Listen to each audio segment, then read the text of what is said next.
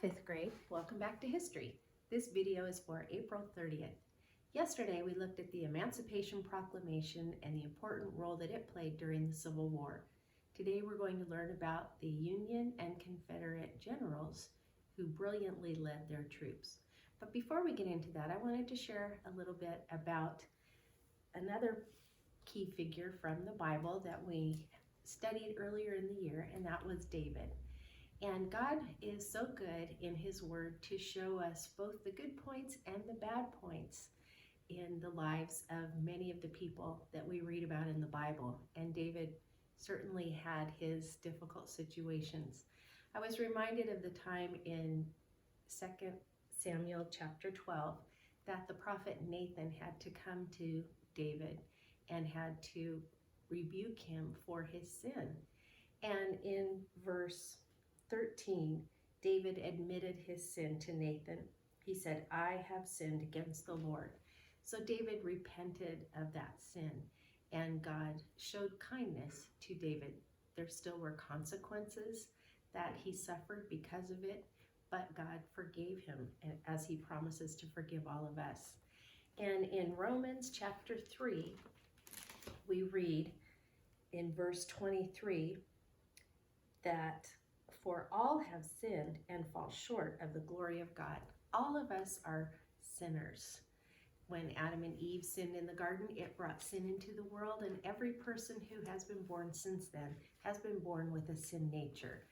None of us are perfect. And so as we learn about these two great men today, you might find out some information that makes you kind of wonder and think, well, how, if that person had this problem, how could they go on and become such a great leader in our country? But it shows also that we can overcome obstacles by the help and power of the Lord specifically, but that all of us are sinful by nature. Okay, so we're on page 212 and 213 in your book, so go ahead and turn there and follow along with me. We're in the second column at the top of page 212. A divided country, its military leaders. Ulysses S. Grant, Union General. All through his life, Ulysses S. Grant was a very determined person. Once he made up his mind to do something, he tried his best to succeed. In 1864, President Lincoln made Grant the commander of all Union armies. His determination always to win did lead the Union to victory. In victory, he proved to be a gentleman, being generous and forgiving to those he had defeated. Robert E. Lee, Confederate General. The thought of war greatly troubled Robert E. Lee. He loved the United States and could not bear the thought of its dividing. He hated slavery and had even set his own slaves free. Why then did he become the general of the Confederate Army? He loved his home state of Virginia. When Virginia left the Union, he felt it was his duty to follow his state, for he could not stand the thought of fighting against his own state. Lee became the most amazing general in the whole Civil War. So both of these men commanded their armies brilliantly, and we're going to look at some similarities and some differences between Grant and Lee. So I've drawn a Venn diagram here on the board, and on the left we have the characteristics that just pertain to Ulysses S. Grant, and on the right the characteristics that just pertain to Robert E. Lee, and in the middle are the things that they have in common. And there are probably more that I could have added in all of these sections, but these are a few. So first of all, we'll look at Grant and see that he was born in 1822, while Lee was born in 1807. So General Robert E. Lee was older than General Grant. And General Grant, I found out, loved horses. He wasn't so crazy about school and things, but he loved horses.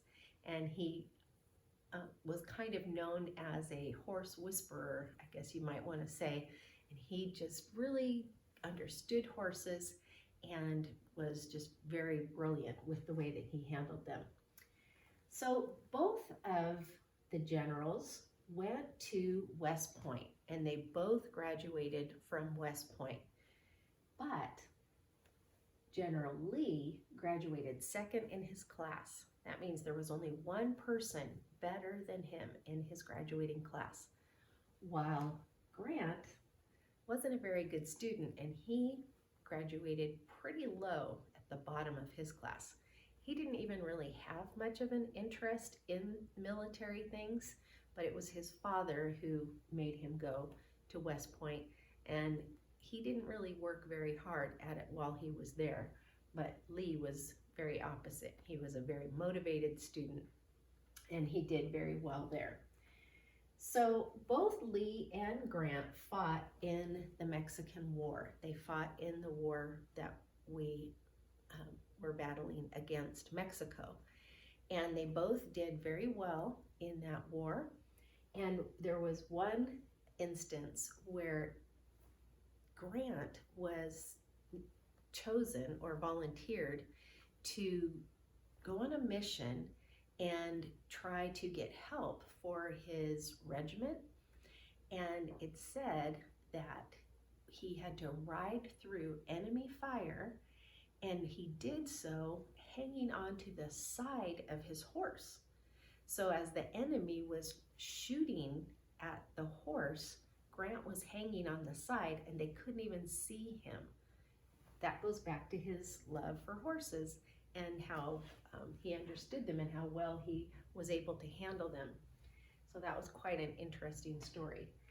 So both of them fought in the war with Mexico, and then after the war, Grant was still in the Army, but he was transferred actually to California for a time, in Northern California in the Humboldt area, and it was far away from his family, and he didn't enjoy that. He didn't do well when he was away from his wife and family, and so things became really difficult. He didn't make very good choices, and he ended up leaving the military in 1854.